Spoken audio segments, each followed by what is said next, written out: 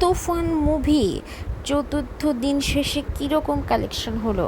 এটা কি আপনার হতাশাজনক হলো, নাকি সুপারহিট তকমা পেয়ে গেল? এই সম্পর্কেই আজকে কথা বলবো। দেরি না করে অবশ্যই আমার চ্যানেলটি সাবস্ক্রাইব করুন, আর জলদি জলদি আরও নিউজ পেতে আমাদের ফলো করে রাখুন।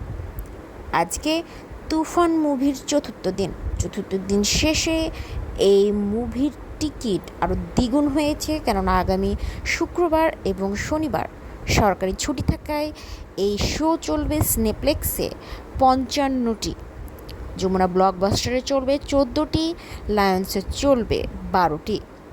সিঙ্গেল স্ক্রিনে একের পর এক চলে যাচ্ছে শো। সব কিছু মিলিয়ে তুফানের রমরমা অবস্থা।